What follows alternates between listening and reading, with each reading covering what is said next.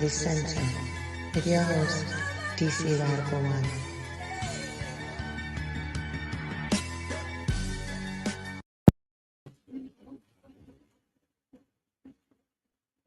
Greetings, Black family, and welcome to On the Wake Up Radio. I am your host, DC Radical One, and you have entered the center. Shout out to our wonderful producer, Cindy Ashby. You can check us out on SoundCloud, YouTube, iTunes Podcast, Google Play, Stitcher, Spotify, and iHeartRadio at On the Wake Up Radio. You can also check us out at onthewakeupradio.com. That's onthewakeupradio.com. And please be sure to join the free speech platform, one of the few that exists in the world at this point, at otwtube.com. That's otwtube.com. That's where more than likely my last interview, Brother Irritated Genie, will probably end up. But clips of it will be here, the ones that I think can pass the YouTube test. So let me see who's in the building. BB Fode, brother, you got ripped off. BB Fode 2, Sister Najee. Good to see you in the building. Straight Black Pride, Sister Nina. Good to see you here. Sister Nina, let me know if you got the I sent you the link for the lecture. So let me know if you got that. Peace and blessings to Brother Crow. So let a few more people come in, or at least let them announce themselves in the chat before we begin. I do have a few announcements. So I think this is good news. So I don't think I announced it, but I pretty much made a set of goal to Straight Black Pride, Brother Asar. I set a goal to this month, August, to do 30 pieces of content in 30 days. Now we're halfway through the month, and without a doubt, I started off slow. But I don't know if you all noticed, but I just started dabbling with shorts. So I do have a YouTube short running around. Got another one I'm gonna put out tomorrow. So that's going to be part of our content going forward. I'm gonna go ahead and try to actually be a content creator and do this YouTube thing the way people do it, and use all different aspects of that to spread the message. So be sure to turn on your notifications. You're going to see YouTube shorts. You're going to see short clips from different live streams, other short clips that we put together. You're still going to have radical thoughts. Actually, I'm working on one now. Going to have radical reports. And if I can get things up and running the way I want, you will have days where you have the center, this here, which will be long form, be 2 hours. That usually be on Sunday until things change, and at least one day in the middle of the week, as well as the radical thoughts will always be in the mornings on the East Coast time, and the different clips will usually be at noon, around lunchtime. So I don't know if you all saw, we released a clip from the Brother Genie interview at noon today. like I said, we released a short today, and we're having this discussion tonight. Tomorrow, I'll be releasing another short, and I'll be releasing a radical report on the young sister Sade Robinson. For those who are unaware, Sade Robinson, oh, nobody mentioned anything. I do not have music. No wonder things sound a little off. And nobody said nothing. Not even you got ripped off. All right. Put on what I want to put on. Okay. Here. And give that a little volume. All right. As I was saying, tomorrow's radical report is on Sade Robinson. For those who are unaware, Sade Robinson was the sister 19-year-old sister that for whatever reason was went out on a date with this European. He slaughtered her and dismembered her. So we're going to do we're doing a radical report on that. It is disgusting, heinous crime. Think about it, make you want to throw up. I'm not gonna lie, some of these radical reports are rough, and this was one of the worst. And I'm just gonna say this before we get into it. I'm just be honest, probably gonna irritate some people that hear, not the people that hear that, but we gotta stop lying to our children. And somebody's been like, well, DC, what do you mean? When I say we gotta stop lying to our children, what I mean is that we're sending our children out into the world as if they don't have enemies. We're sending our children out into the world as if there aren't predators out here. We're sending our children out into the world psychologically, at least, as well as physically, spiritually, mentally unarmed. And, especially our sisters, but even the young brothers. And they're becoming easy prey to predators. As the police start to retreat from doing their jobs even more than they do now, and as they become overwhelmed with everything going on with the illegal influx, we're gonna find ourselves in situations where these types of things happen. This person just happened to be sloppy, but you'll see it's a heinous crime. So I'm releasing that tomorrow. It just has to be edited. It's been recorded, just need to be edited properly. So that'll be tomorrow at 8:00. So that'll be three pieces of content tomorrow to go with 3 pieces of content today. So and we're gonna do this for the next month. That's the goal. The next goal, before I get into tonight's discussion on as we step ever closer to World War III, I am in the process of trying to find a way to, or find a venue to do the Memorandum 46 lecture again. I guess it's been 4 years? Has it been 4 years? Before they straight Black Brother Kevin. I guess it's been 4 years since I did that.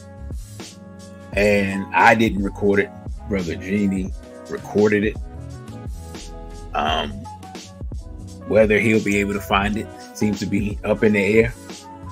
So right now I'm working on a way to I'm working on getting a venue to do that lecture again.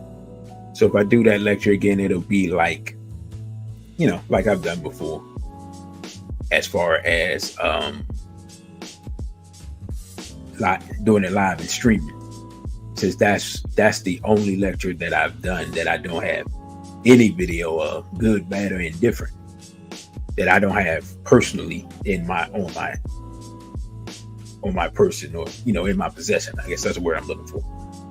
So before they straight Black Friday, Sister Fonessa, who went from never being late to, well, not being on time. Good to see you, sister. So that is, and oh yeah, and the plan, if I can get that done, that'll be for during Black August. So I'll let you all know by the beginning of May. If I do it, I'll have it set up by the beginning of May, and that lecture will be, if I can find a venue, the Memorandum 46 will be done for Black August. So just want to let everybody know that, like, I'm looking at the first week. I think hopefully 10, 12 weeks of lead in time, maybe I can drum up some interest. There was one other thing I wanted to mention, but drawing a complete blank right now. But yeah, so as I said, just be on the lookout for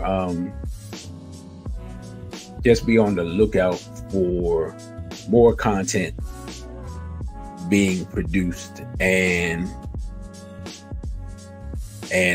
as we march ever closer to full monetization. Y'all know the goal was get monetized, or what I'm saying, get removed trying, and we're ever closer to getting monetized. Although we also are ever closer to being removed, because I don't know if I mentioned it last time, but they took down a video from 3 years ago dealing with Black people in the medical industry. So yeah, one foot forward, 1 foot back. All right. So that is that. Let's get into it. And tonight's discussion, and I don't even actually remember what I called it. I think I called it Countdown to World War III. Yeah, Countdown to World War III. Now, for those of y'all who have been following me for a long time, you know that I've been discussing the possibilities of this since October. Good evening to Reconciliation. I've been talking about this since since the situation first popped off in October. And I did a live stream there where I was showing where different countries would line up if this thing got out of control. And for a while it looked like, people would kind of stay out of it and things kind of wouldn't get out of control. But now it kind of looks like things are getting more out of control. So what I'm going to do is I'm going to start with an article, and I'm going to start not back in October when people talk about this stuff happening, not even before that with Israel and last Ramadan and roughing up the people in the mosque in Jerusalem, which of course I'm drawing a blank right now. But no, I'm going back 20 years. I'm going back to right after 9/11, and we're going to start there, and you'll see why once we get started. But first thing first, I want to look at this map let's look at this map real quick of the so-called Middle East. Now we look at this map, of course, what they consider the Middle East. They've taken, this is North Africa, this is Libya, Egypt, and Sudan. That is Africa. They include Saudi Arabia, Yemen, Oman, Jordan, Syria, Iraq, Iran. Suddenly Afghanistan has been added to the Middle East since we blew it up, and Turkey. Now, what do these countries have in common? All of these countries are predominantly Muslim countries that have a predominant, with the exception of Sudan, a predominant Arab, and Turkey, because Turkey they're their own people. and a reign of Persians, but predominantly, quote unquote, Arab population, and definitely very predominantly Muslim. The reason I'm bringing this map up is because I want to go all the way back to right after September 11th to start this discussion. Now, how many people remembers this? This is from Al Jazeera. This is September 22nd, 2003. It says U.S. plans to attack 7 Muslim states. Presidential hopeful General Wesley Clark says the White House devised a 5-year plan after the 9/11 strikes to attack 7 majority Muslim countries. A former commander of NATO's forces in Europe, Clark claims he met a senior military officer in Washington in November 2001 who told him the Bush administration was planning to attack Iraq first before taking action against Syria, Lebanon, Libya, Iran, Somalia, and Sudan. Now, what do these countries have in common? Syria is a Muslim country, Lebanon is a Muslim country, Libya is a Muslim country, Somalia is a Muslim country, Sudan is a Muslim country, and Iran is a Muslim country, right? So basically, in the wake of 9/11, Mr. Clark says that the Bush administration, in essence, wanted to go out and destroy most of the Muslim world, with the notable exception of Saudi Arabia. Now, if you look at these countries, who's not here? You know who's not here? Afghanistan is not amongst these countries, right? Now think about that. He said this in 2000. All right. Now, Clark says after the September 11th attacks, many Bush administration officials seemed determined to move against Iraq, invoking the idea of state sponsorship of terrorism, even though there was no evidence of Iraqi sponsorship of 9/11 whatsoever. Ousting Saddam Hussein promised concrete, visible action, the general writes, dismissing it as a Cold War approach. Clark criticizes the plan to attack the 7 states, saying it targeted the wrong countries, ignored the real sources of terrorists, and failed to achieve the greater force of international law that would bring wider global support. He also condemns George Bush's notorious axis of evil speech made during his 2002 State of the Union address. There is no obvious connection between Iraq, Iran, and North Korea. Right? Clark's culprits.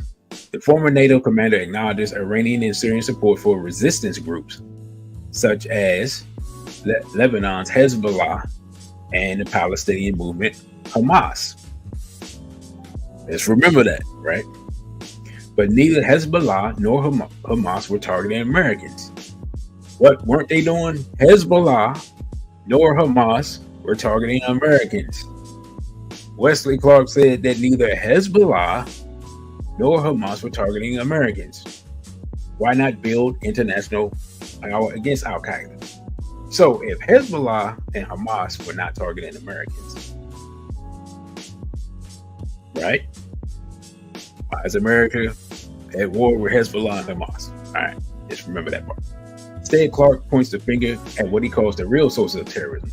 U.S. allies in the region like Saudi Arabia, Pakistan, and Egypt. Clark blames Egypt's repressive policies, Pakistan's corruption and poverty, as well as Saudi Arabia's radical ideology and direct funding for creating a pool of angry young men who become quote unquote terrorists. Stop right there. Wesley Clark literally blames quote unquote terrorism on America's allies. Here's what's interesting. Wesley Clark doesn't know how close he is to the truth on that, right? Now, I want us to go back and look at the map, look at the countries that he said so we can see what happened in each country. We got Syria, Lebanon, Libya, Iran, Somalia, Sudan. And they were trying to do that in 5 years. Libya's ruler at the time was Muammar Gaddafi. He is now deceased. Sudan, I think, was one country at this time. Now it's two countries, and now they currently have a civil war.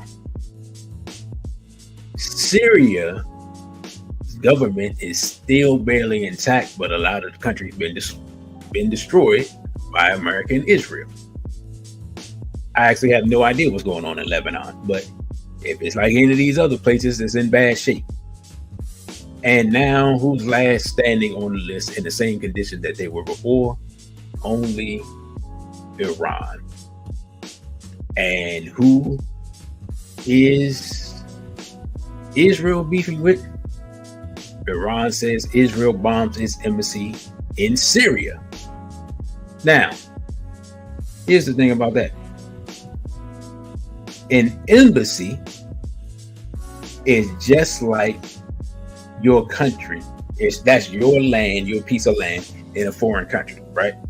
So if I go to the Zimbabwean embassy and I'm attacked there, it's just like me being attacked in Zimbabwe.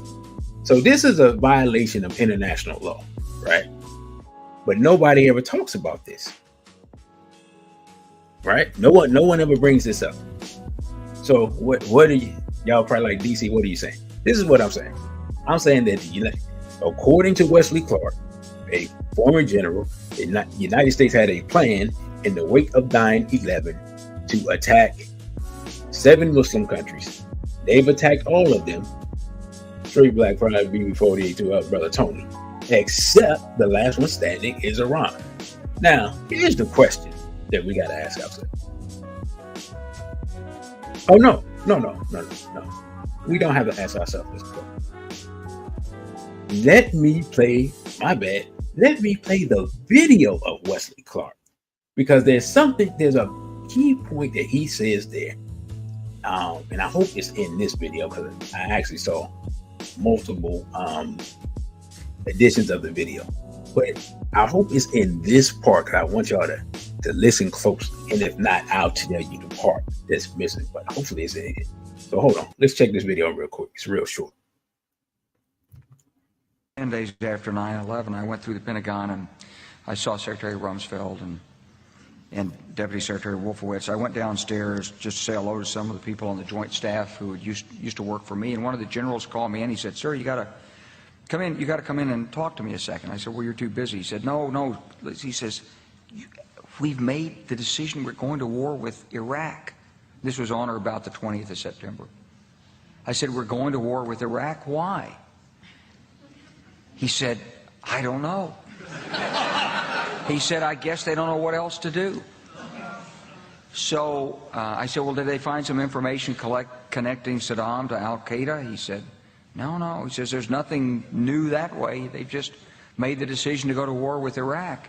He said, "I guess it's like we don't know what to do about terrorists, but we've got a good military and we can take down governments." And he said, "I guess if the only tool you have is a hammer, every problem has to look like a nail." So I came back to see him a few weeks later, and by that time we were bombing in Afghanistan. I said, "Are we still going to war with Iraq?" And he said, "Oh, it's worse than that."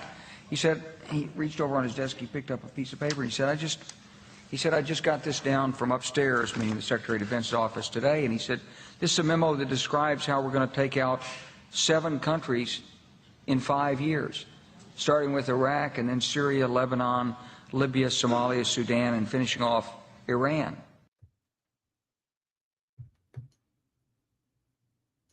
All right. Now, you all saw that. What did he say? He said that he went and talked to people that made the announcement, and they said, we're going to blow up all these countries, in essence. And he asked why. Now, here's the thing that's interesting, right? The person that he asked said they don't know. And we've never looked at it from, at least I haven't, and some of y'all have. Yo, I've never looked at it from this point of view. Now, let's go. Where's our map at? Let's go back to our map. Is this our map? All right. Let's look at our map. Lebanon, Syria, Iraq, Iran, Libya, and Sudan. Right? See this little small piece of land here? This is Israel. At different times in their history, Israel has had problems with Lebanon, Syria, Iraq, and Iran. And to a smaller degree, Libya. And of course, because Sudan is a Muslim country that can at any time produce a group of people who are strong and zealous, Israel would not like that type of country, right? Now, the only reason that Israel doesn't have problems with Saudi Arabia is because for some weird reason, Saudi Arabia never has a problem with Israel. Now, Saudi Arabia is the home of Wahhabist Islam, which is considered the most stringent form of Islam, which means that they would naturally, you would think, have a problem with the Jewish state replacing the former Palestinian state and the Jewish state treating the Palestinian state with disdain. But Saudi Arabia never has a problem with Israel. Now, we can speculate why Saudi Arabia never has a problem with Israel. There are those who say that there are some Jewish elements that have married within the Saudi family secretly, and that's why there's never a problem. I can't prove that, but it would answer a greatly mysterious question. Other people say that Saudi Arabia doesn't have a problem with Israel because Saudi Arabia is in bed with America, and America is definitely in bed with Israel politically and on the receiving end politically, if you understand what I'm saying, right? So if that's the case, it doesn't really make sense for America, the United States of America, to implement this plan, because it doesn't help America's foreign interests. Because where's America on this map? See this ocean out here? America will be over there somewhere. America really doesn't have any interest here. And even after 9/11, did the terrorists come from here? No. Did the terrorists come from here? No. Here? No. Here? Maybe, but that's the U.S. ally. Here? Nope. Nope. Definitely not here. Totally not here. Here, possibly, but this wasn't even on the menu. But if you're Israel and you want to feel more secure, would you like this country destroyed? Absolutely. Would you like Lebanon destroyed? Absolutely. How about Iraq? Absolutely. How about Iran? Without question, because weirdly enough, Iran is the most staunch opponent of Israel. And in that way, they're being the most Muslim out of all these people. Would you like Libya destroyed? Absolutely. Would you like to have a change in Egypt? They already got it done. Would you like to destroy Sudan? Hey, why not? We don't really like black people anyway. So I have come to the conclusion that this initial 7-country plan was not it was not United States foreign policy, like we've been told to believe. That is actually Israeli foreign policy masquerading as United States foreign policy. So in reality, for at least all this century, the United States government has been executing Israel's foreign policy. Now, I didn't bring this up, but you can look this up. Reading Straight Black Pride to the integrative school psychologist. When we look at 9/11, all I'm going to say, and I didn't bring this up in this article up because I forgot about it. All I'm going to say is Google the dancing Israelis in regards to 9/11 and Google and find out who owned the towers and put in a huge insurance claim right before they were destroyed. I'll let you all put the proper emoji in to take a guess on who owned the towers on 9/11 before 9/11 was destroyed. By the way, for those, if you're not following the integrative school psychologist on YouTube, please give her a follow. Does good work. Right. So now, there you go, Sister Bonus. Right. So,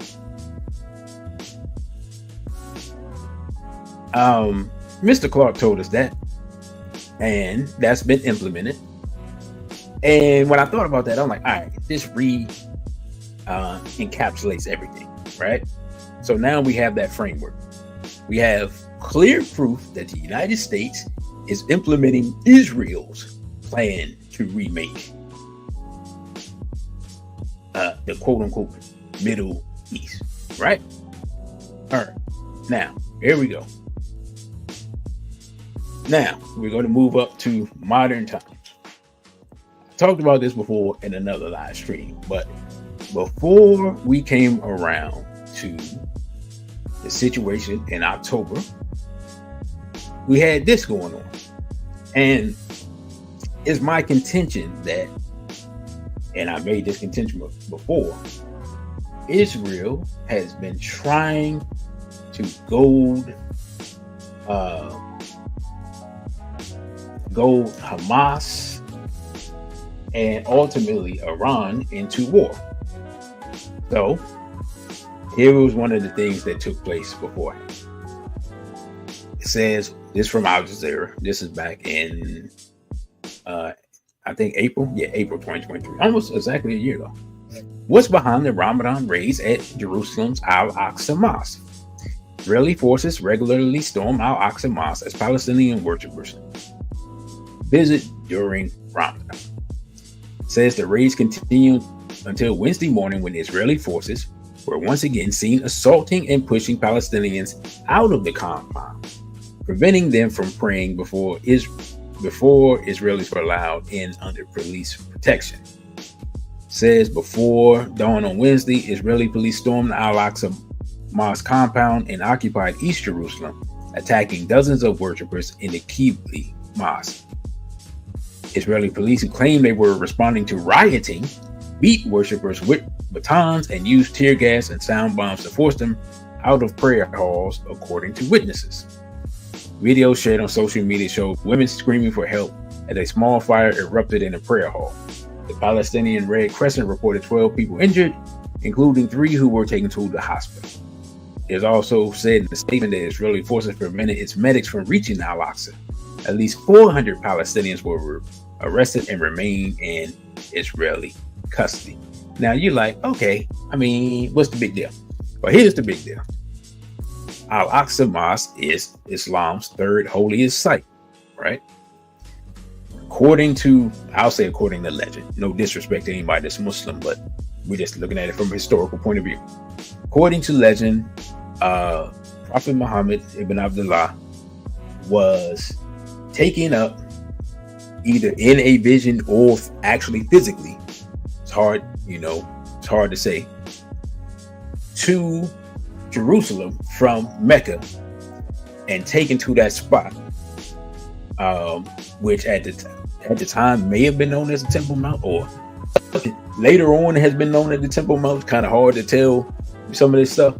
And he described it to his followers and described his event. And, some of the people remember it, some of the people wrote it down. And then when they eventually traveled to Jerusalem, looked pretty much like what he said. And they built a mosque there at the place where he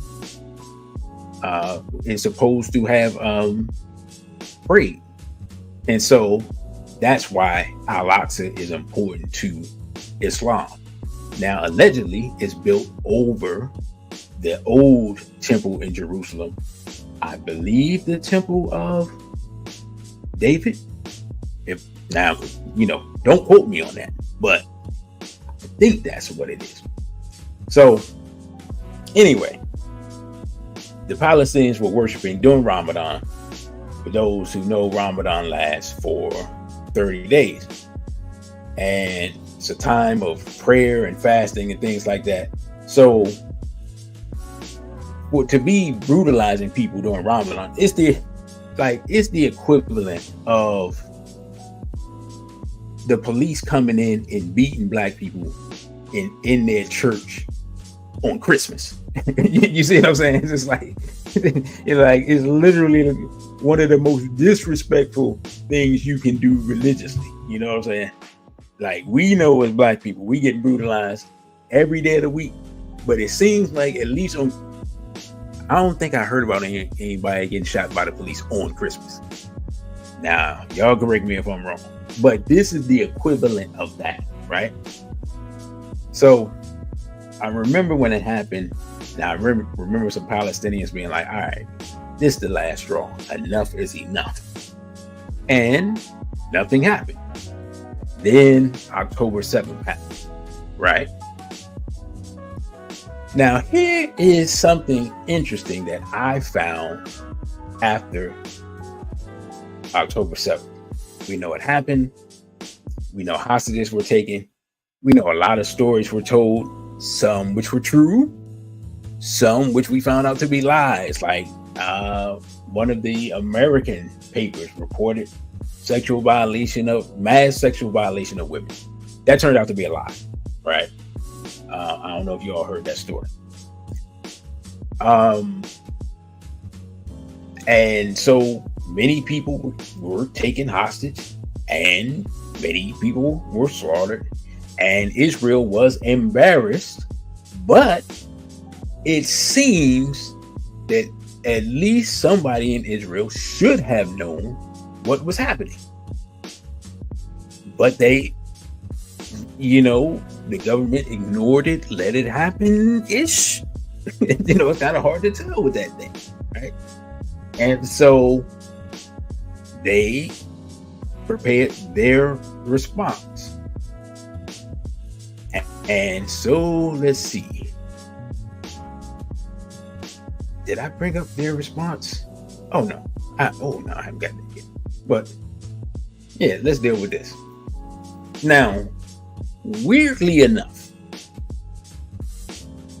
while a lot of people were blamed, and of course Israel went and attacked Hamas, and they basically just decimated the Gaza Strip, and they sent people to places, and they killed civilians, and they killed aid workers, and we covered that stuff in one of our live streams last week and all that stuff.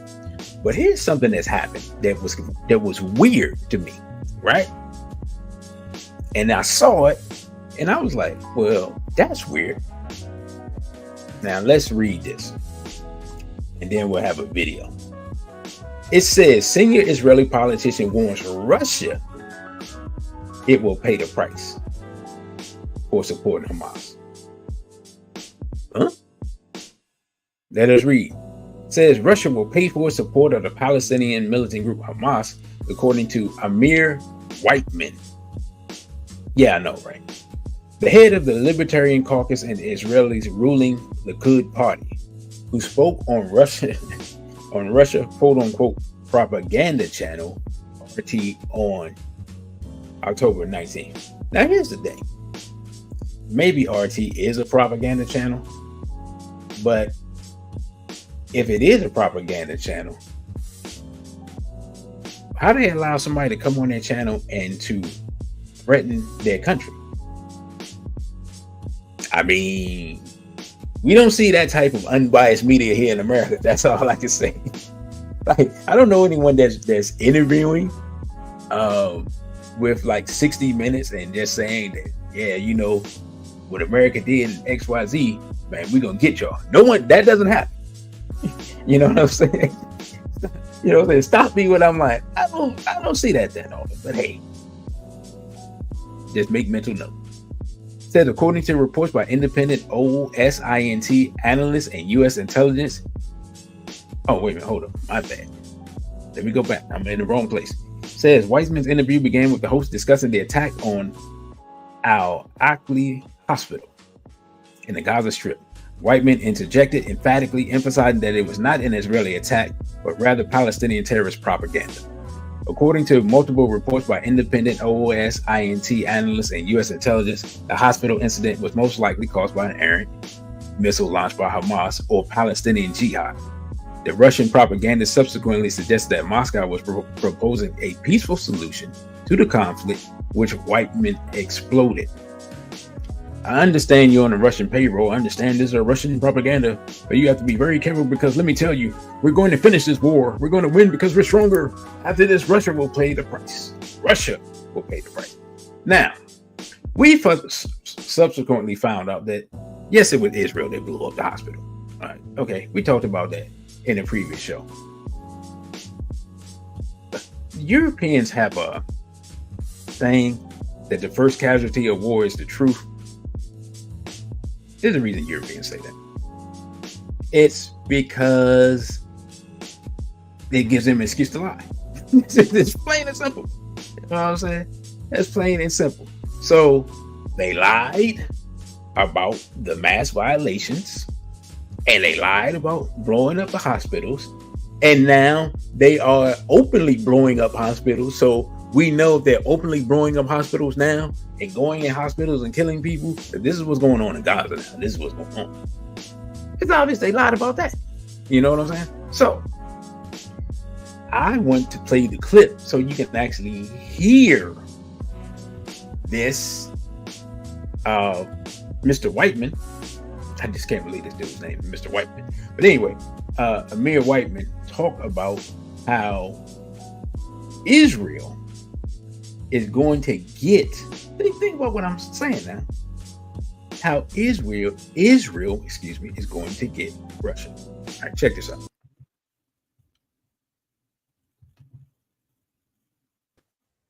Thank you.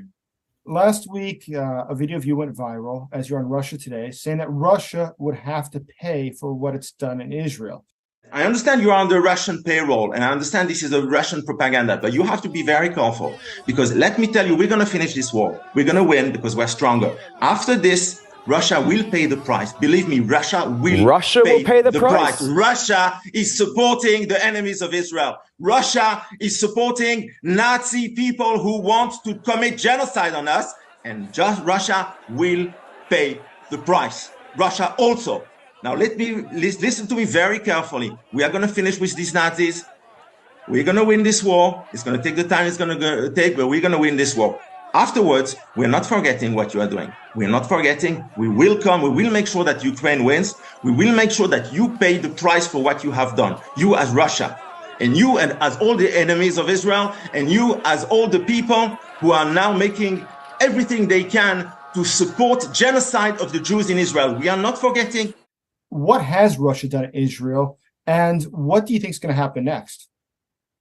Well, what happened is that, first of all, the Israeli citizens, Jews mostly, who have been butchered in the most horrendous way by these Islamoph-Nazi terrorists have been butchered with mostly Russian weapons. It has to be said, weapons manufactured in Russia or produced locally with Russian license. That's the first point. Beyond that, there are all kinds of signs which show that at least at some level, Russia knew that something was cooking, maybe not technically operationally, but there have been high-level meetings between the Hamas terrorists leadership and Russia over the past few months. There seems to be proof of a money transfer through some sort of a crypto exchange a few weeks ago of close to $100 million from Russia to Hamas, etc., etc.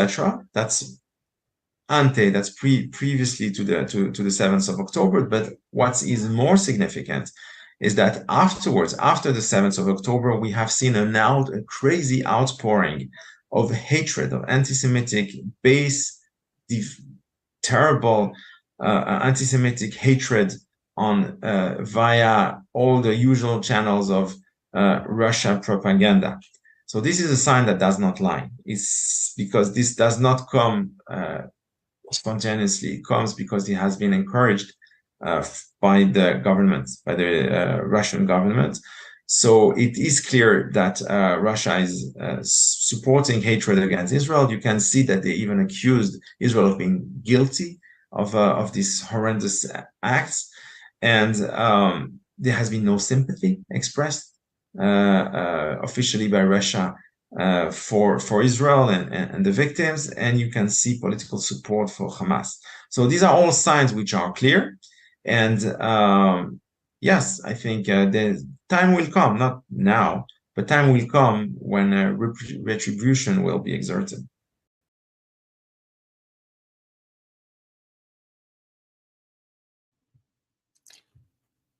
Y'all heard that, right? Y'all hear that? He said, and let me know if y'all can hear me so I can make sure I'm on clearly. He said retribution will come to Russia. He also said, I don't know if y'all heard this. He said, we will make sure that Ukraine wins, and then we will have our retribution. Now, hold up, stop right there. I understand he was emotional and you know, talking out. He said he's talking out his neck. How can Israel make sure that Ukraine beats Russia? And what in the world does Ukraine and Israel, what do they have to do with each other? Well, let us go and see. Because, you know, because again, I don't make up lies. I just find what people say. How Jewish is Volodymyr Zelensky? Huh? The Ukrainian president is hailed as one of the few Jewish world leaders not from Israel. But how Jewish is he? Wait a minute, let's stop right there. So, let us start connecting the dots. Israel has a problem with Russia. Ukraine's, that the Ukraine is currently at war, right, with Russia, has a Jewish president who you remember, if you saw one of our earlier episodes, who was put in place by the United States, right? And if you look at Ukraine, it's very close to the ancestral home of Ashkenazi Jews, right? They allowed the United States to put weapons labs on the doorsteps of Russia and then implanted a Jewish president there. And now an Israeli politician is saying, we're going to make sure that they beat you all, and then we're going to get our retribution after that. But the question is, how can he make sure that the Ukraine wins? Well, he can't make sure the Ukraine wins, but the Ukraine is on the verge of losing. But how can he keep the war going and hope to stall out Russia? Easy, because the United States, as I said previously, foreign policy is controlled by who? The United States foreign policy is controlled by Israel. So even this war between the Ukraine and Russia that the United States is funding, that the United States is sending money to, where they are losing, that war is simply an Israeli proxy war against Russia. Oh, like he almost said it, literally. Right? Now, on the other end, because again, the discussion is how does this get to World War III? So right now we got Israel fighting through Ukraine against Russia, and Russia fighting, according to this guy, through Iran by way, or through Hamas by way of Iran. And now the picture becomes clear. Hold up, where's my map at? The picture becomes clear, right? If we can see, got our map. Here we go. Let's look at our map. Here's Ukraine. Here's Russia. South of Russia is Iran, right? They're on the same team. Here's Syria. This little bit is Israel. Now, there's absolutely no way in the world that this little tiny country here is going to beat this country and this country by themselves. But they have a silent partner here, a silent partner that's basically ruled by the US here, and then the global superpower off the board, the United States, not to mention almost all of these countries here that make up NATO. Are we starting to get a picture of what World War III is going to look like? It's going to look like Europe, Israel, United States versus Iran, Russia, probably China, and then other people will get in where they fit in. Pakistan is a Muslim country. When situations like this happen, it's conceivable that a country like Pakistan could be taken over by Islamic militants, and Pakistan has nuclear weapons, right? Iran does not have nuclear weapons, but Russia has nuclear weapons. Israel has nuclear weapons and has threatened to use them. I didn't load up that video. I apologize. All of these countries that are part of NATO have nuclear weapons, and the United States has enough nuclear weapons for everybody that's on the map. And India has nuclear weapons, and I'm assuming they would sign up with the West, but maybe they would take their 1 billion people and go home.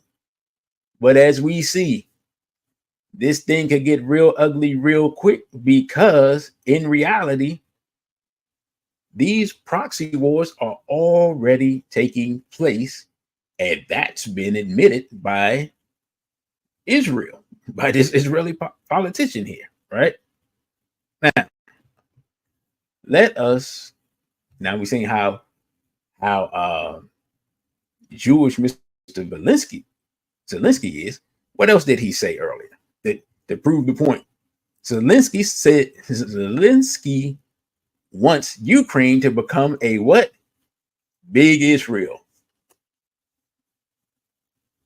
He wants it to become a big Israel. Think about that. So literally, well, now they're going to say that He says Ukrainian President Vladimir Zelensky said he wants his country to become a big Israel with its own face after the Russian invasion ends, stressing that security will likely be the main issue in Ukraine during the post-war period. Now, here's the thing. He could have said any country in the world. But what is the thing that really makes Israel different? Israel is literally known as the Jewish state, and it's the only openly apartheid state left in America. Which means, thank you, brother. I forgot about North Korea. Yeah, North Korea, they're waiting to test out their missiles. I mean, that was seemingly once a month they test their missiles just to see. They just press a button, fires off, and be like, oh, still works. So yeah, I forgot about North Korea. They're definitely, oh yeah. Thank you, brother. So, just reading this on the surface, Israel is, quote unquote, the Jewish homeland, and it has been imposed upon the people there. Like, remember, people came from somewhere else, came there, called it Israel, and put the other people and told them go over there somewhere, shut up and leave us alone. He's literally saying, by wanting Ukraine to become the big Israel, that he wants to take and do the same thing, bring all the people there, impose themselves on the land, and tell whoever's left there, shut up, and we taking over. Now, here's the thing. By starting this war, here's my map again. My bad. Let me go back to my map. By starting this war,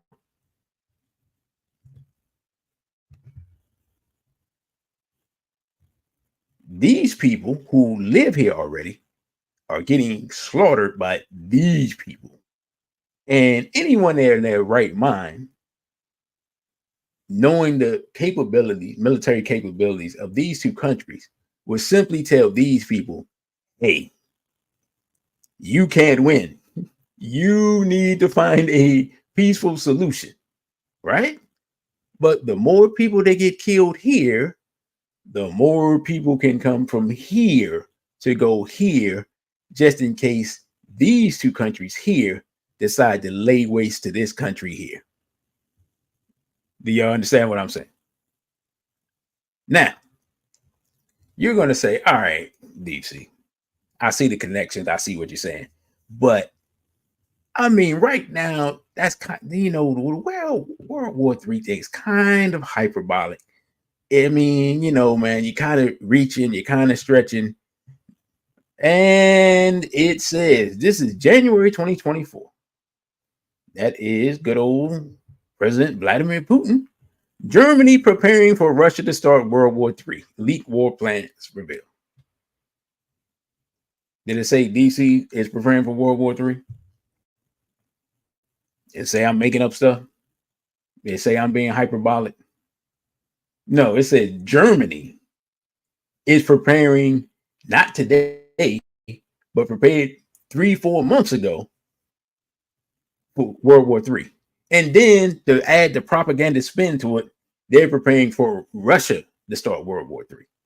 Now, Russia was minding their business, and then they found out that Hillary Clinton helped put biological weapons labs in the Ukraine. They weren't trying to start World War III, they're minding their business. But hey, we'll read the article anyway, because it proves the point of, unfortunately, how serious this stuff is. Now, I'm going to say this right now. I want to be wrong. I know that sounds crazy. No one wants to be wrong. I want to be wrong. Why do I want to be wrong? Because I want all of this stuff to blow over.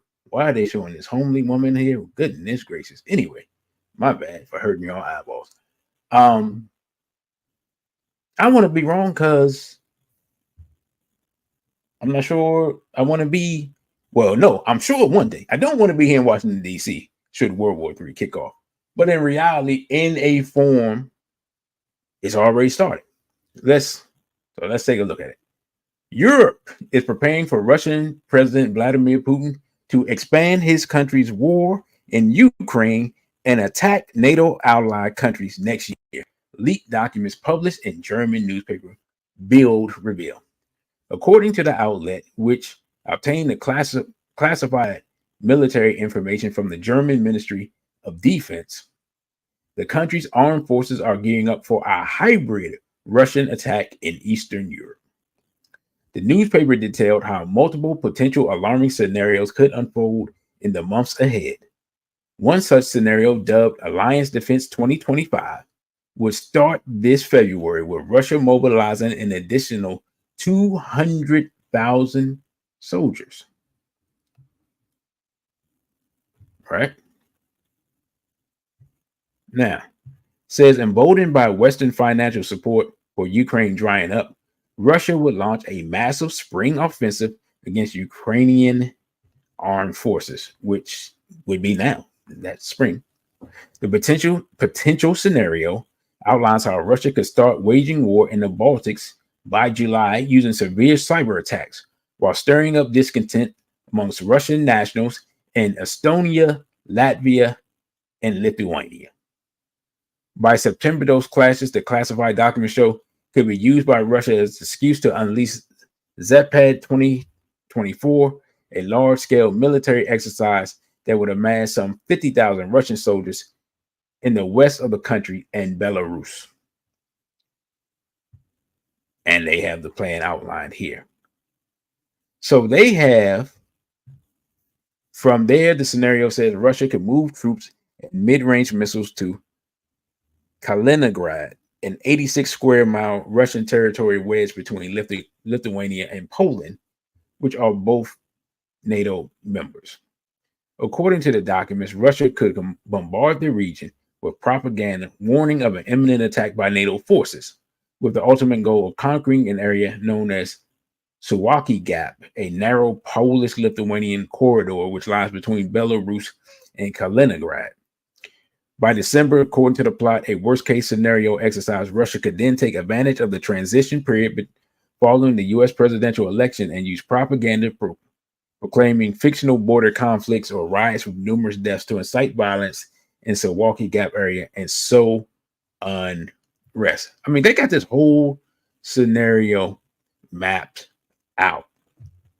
Now, here's the thing, right?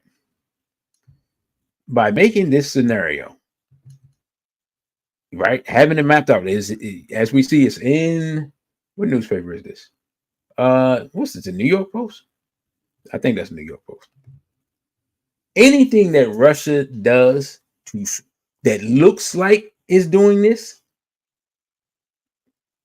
automatically allows NATO to then attack Russia. You see what I'm saying? Because you laid the scenario out. So now you can do something to attack Russia. You can claim that it's people from this disputed area. Russia goes in to get those people and arrest them. Poland or whoever says you're violating our airspace or you're violating our sovereignty or whatever the case may be, Poland or one of these other countries declares war. All of NATO then has to get involved. And then at that point, what our man said, Mr. Whiteman, comes true. We got a war between NATO and Russia over something that Germany and them have already practiced. That's how close we are to World War III, because they're already practicing it. And if you've been following me for a long time, you know that I have brought up information before to show things that were practiced previously that ended up affecting the whole world. And that's all I can say on that, right? So we've seen this type of thing before. This is not the first time. But the good thing is we got to bring up the information before it happens, so that when it happens, we're not sitting around looking crazy or believing lies or aligning with the wrong people, right? Now, I want to go back to the whole Israel-Hamas thing, because I veered away from that a little bit. Now, let's see. let's go to this situation that just took place. We got all types of, everything up here. This is from CBS.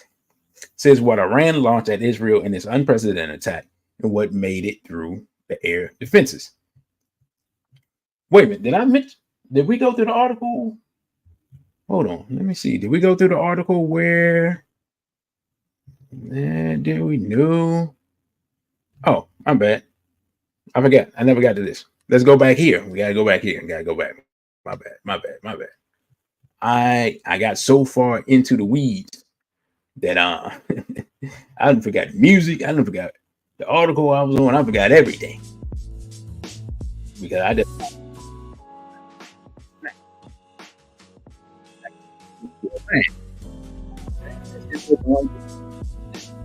and kills his commanders. We talked about how that's just a complete violation of international law. Says suspected Israeli warplanes bombed Iran's embassy in Syria on Monday in a strike that Iran said killed 7 of its military advisors, including 3 senior commanders, marking a major escalation in Israel's war with regional adversaries. Reuters reporters at the site in the Meza district of Damascus saw emergency workers clambering atop rubble of a destroyed building inside the diplomatic compound, adjacent to the main Iranian embassy building. Emergency vehicles were parked outside. An Iranian flag hung from a pole by the debris. We strongly condemn this atrocious terrorist attack that targeted the Iranian consulate building in Damascus and killed a number of innocents, said Syrian Foreign Minister Faisal Mekdad, who was seen at the site along with Syria's Interior Minister. Iran's ambassador to Syria said the strike hit a consulate building in the embassy compound and that his residence was on the top 2 floors. Iran's Islamic Revolutionary Guard Corps said in a statement that 7 Iranian military advisors died in the strike, including Mohammad Reza Zahidi, a senior commander in the Quds Force, which is the elite foreign espionage and paramilitary arm.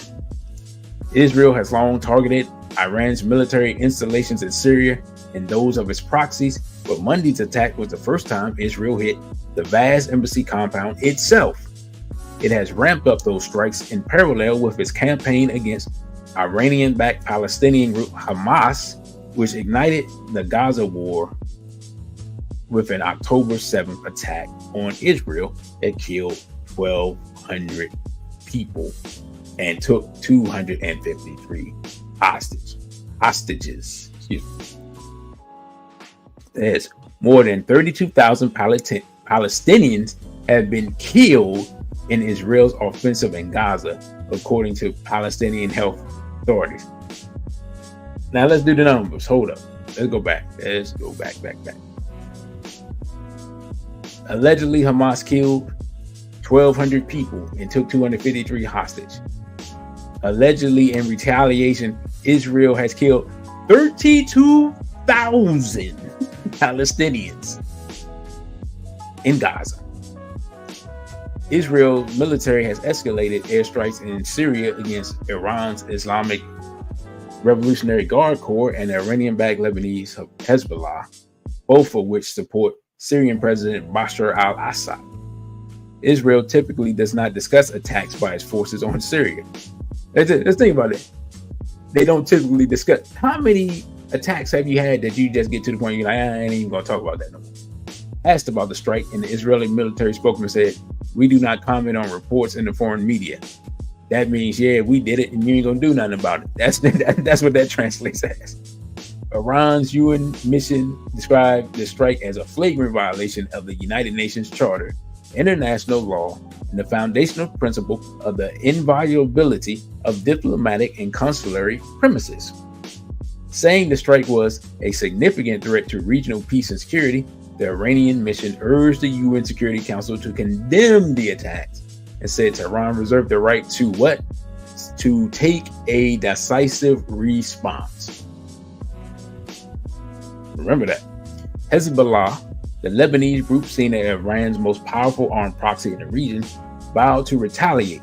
This crime will not pass without the enemy receiving punishment and revenge. Right? So you got Hamas, that they're already fighting. Hezbollah said they're going to join in, and Iran, and Syria, because Syria's country got hit. Now, Muslim nations including Iraq, Jordan, Oman, Pakistan, Qatar, Saudi Arabia, and the United Arab Emirates also condemned the attack, as did who? Russia. Earlier, Iran's ambassador to Syria, Hossein Akbari, who was unharmed, told Iranian state TV that 5 to 7 people, including diplomats, were killed, and Tehran's response would be harsh. Iranian state media said Tehran believes Zahidi was the target of the attack. His deputy and another senior commander were also killed, with 4 others. Iran's Arabic language Al-Alam television said that Zahidi was a military advisor in Syria, who served at the head of the Quds force in Lebanon and Syria until 2016. All right. So that was that attack. And that attack spurred the recent attack against Israel. And we're going to read that real quick, and then we're going to talk about some things. Now, says what Iran launched at Israel in this unprecedented attack and what made it through the air defenses. Iran launched an unprecedented retaliatory attack on Israel over the weekend that included hundreds of missiles and drones launched primarily from its own soil, but also by Iran-backed groups in several countries. Virtually everything fired at Israel was intercepted before entering the country's territory, according to Israeli Defense Force, which reported very little damage from the attack. A 7-year-old girl who was severely injured by shrapnel was the only known casualty. The child from a Bedouin village in Israel's southern Negev desert was still fighting for her life as of Monday.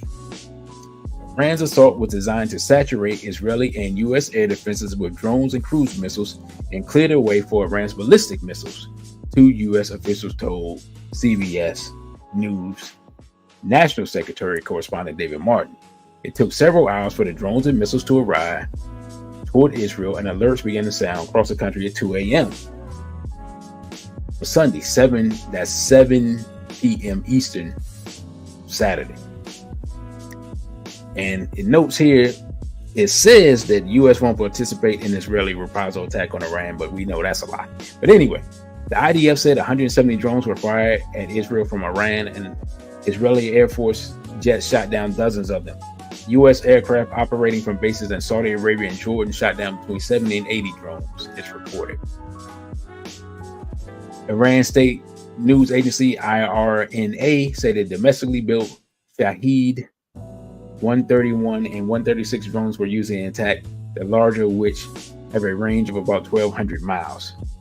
K-bar Shechem ballistic missiles and Evod ballistic missiles were also used in the attack, according to IRNA. K-bar Shechem missiles unveiled in 2022 are one of Israel's most modern ballistic missiles, IRNA says, and the Emod missile can carry a payload of 1,600 pounds. The state news agency said the cruise missiles used in the attack were Pave missiles, which were capable of attacking targets from multiple directions by taking various paths. The IDF said none of the 170 drones launched by Israel crossed into Israeli territory, nor did any of the 30 cruise missiles by the Islamic Republic. Now, here's the thing, and I've heard various things on this, but one of the things that didn't cover was the fact that they told the U.S., Iran told the U.S. through Turkey that they would retaliate because they couldn't let it slide. But they would warn them so that they would be able to mitigate the vast amount of the damage. Now, to me, that didn't really make sense until somebody pointed out something. They said, hey, Iran doesn't really want war and so forth. And that made sense, right? But then I heard somebody say, but 2 things happened. Israel spent up $1 billion on their air defense program, destroying those missiles. 2, Iran got to test their weapons to see the range of their weapons and how effective they are. 3, Iran got to see exactly how Israel would respond to an attack. Something else that they said, and I wish I had a video, but you know, we're using up video already. They said that Russia actually has already mapped out a plan to defeat Israel's Iron Dome program, and that plan was not implemented by Iran because it's being saved to be used at a more appropriate time. So while Mr. Whiteman is threatening Russia, Russia already has the plans to defeat their Iron Dome and could deliver that to Hamas or Iran or one of the other players in the region at any moment. So we see how this can get ugly for all involved, right? Now, Israel has already said that they are going to retaliate against the retaliation.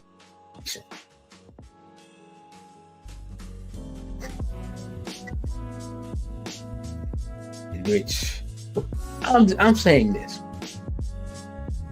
It's hard for me to believe that Israel doesn't want war with Iran, because everything they're doing is pushing towards war with Iran. And there's one thing that we got to remember that I've said and I've shown videos of, and I don't know why I didn't load up the video today, but I didn't. What do we know about President Biden? President Biden is an admitted staunch Zionist. That means that not only does he believe in the right of Israel to exist, but he believes in the supremacy of Israel, and he will bow down and bend over for Israel every chance he gets. Okay? That's just a fact.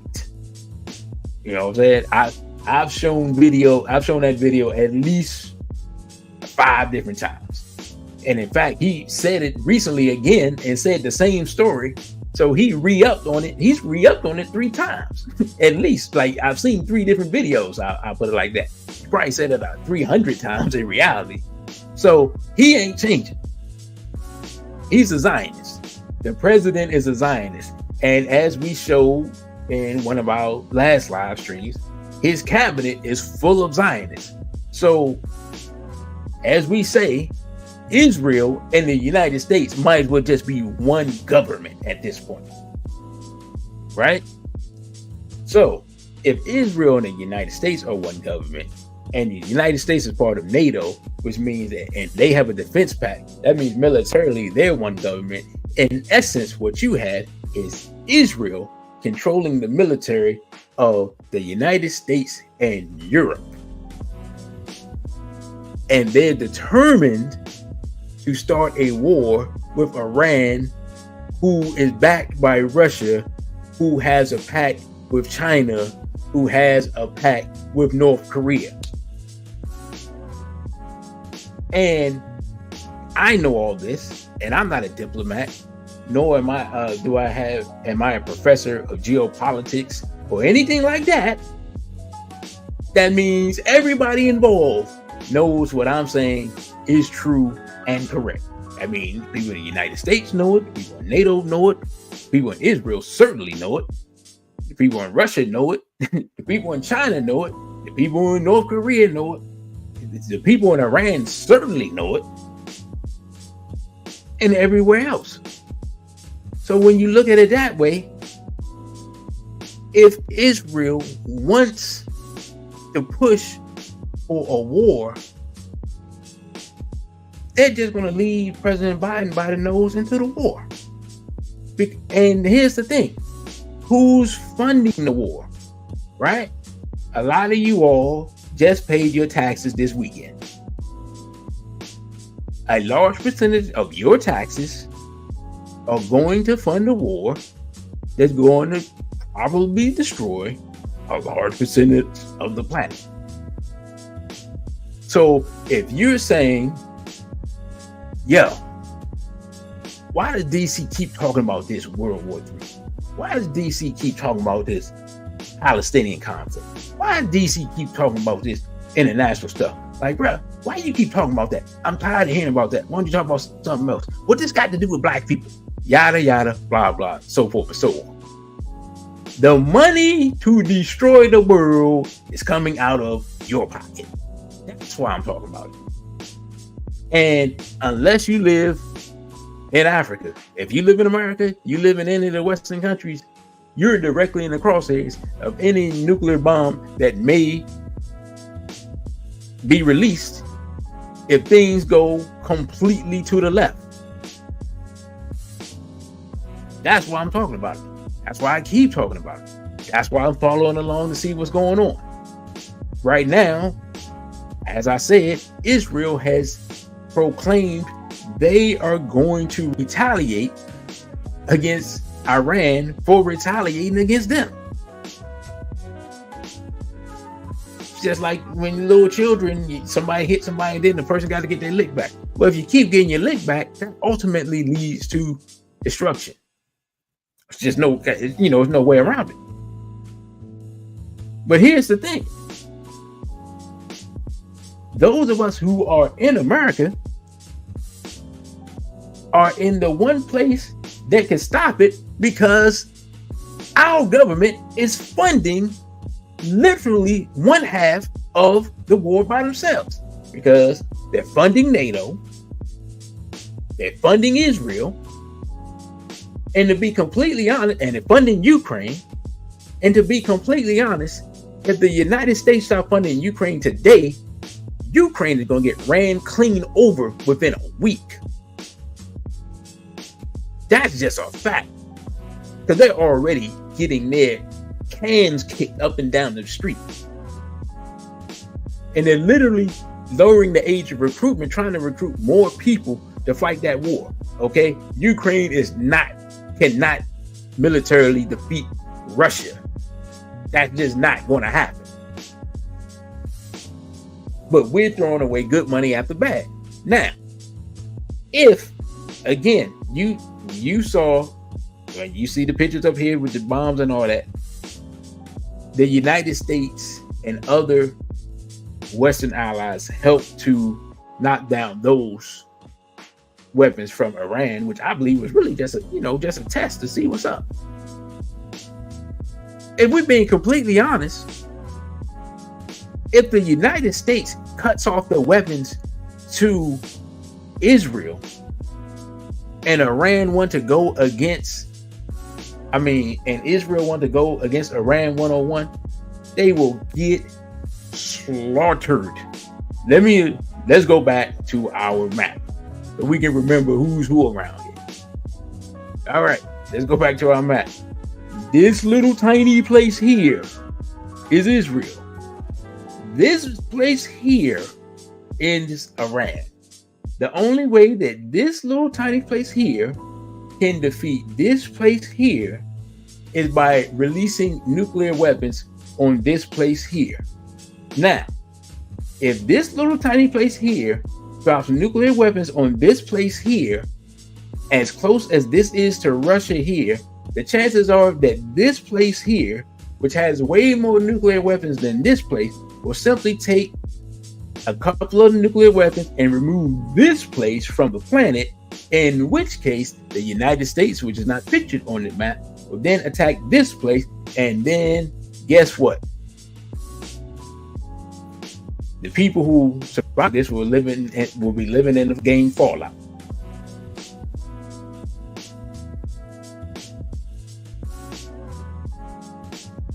This is where we are politically. in the world we are to,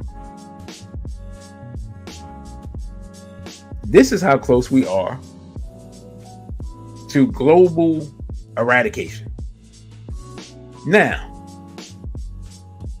it sounds crazy that anybody would want this. Seeing that, and I didn't punch up the casualty count of what a nuclear war would look like, because I didn't want to go into all that. But I think I've kind of proven that we're treading dangerously close, and that Israel is the one leading the charge into this insanity.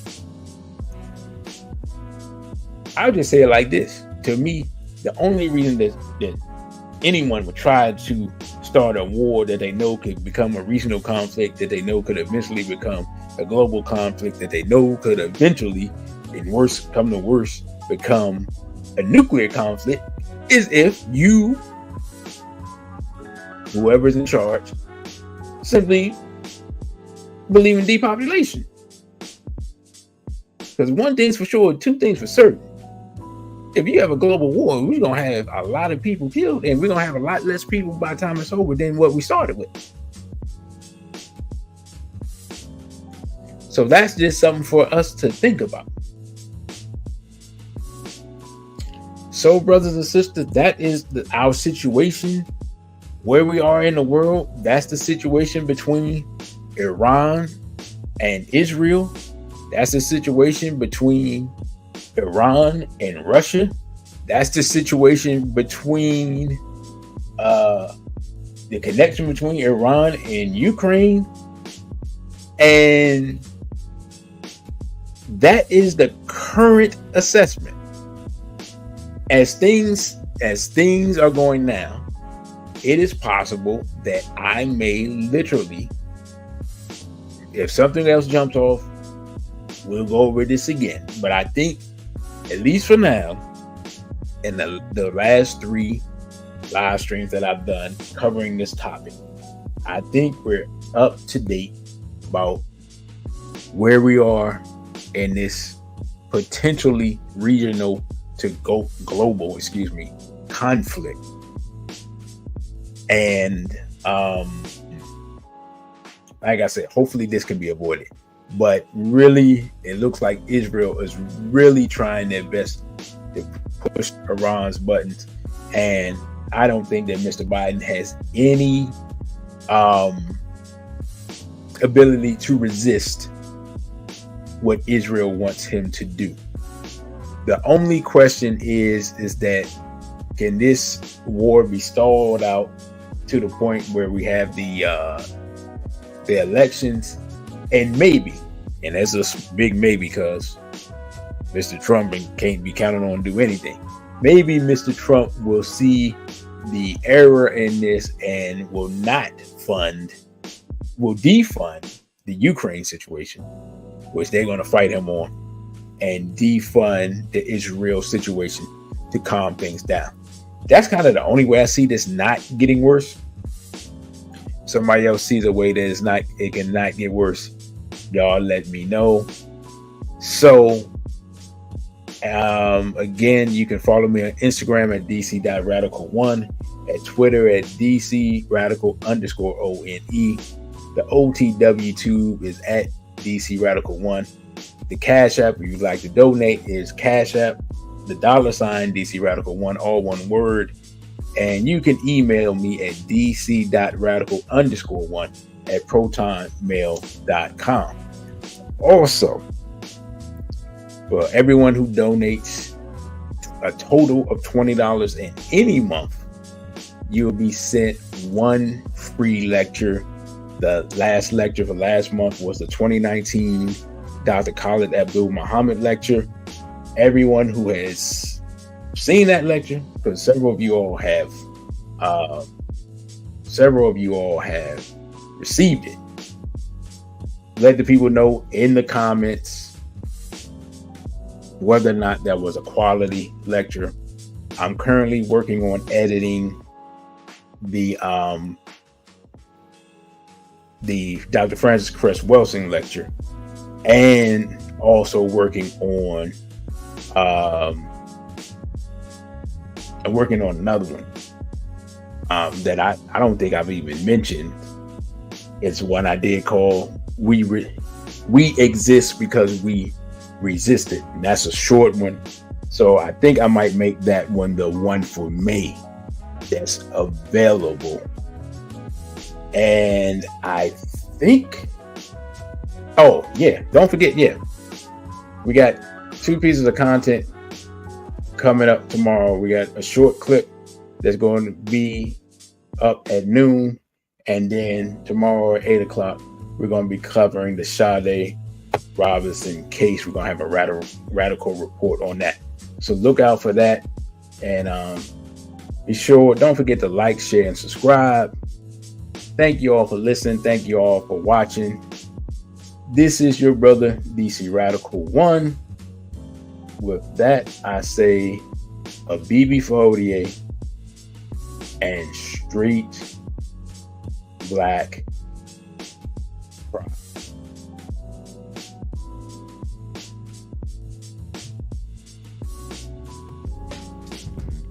Thank you for watching this video. Don't forget to like, share, and subscribe. Also follow us on our other social media platforms. On Instagram, we're at dc.radical1. On Twitter, we're at DC_radical_ONE. And the Cash App is $DC Radical1. Again, thank you for subscribing. A BB for ODA and straight black pride.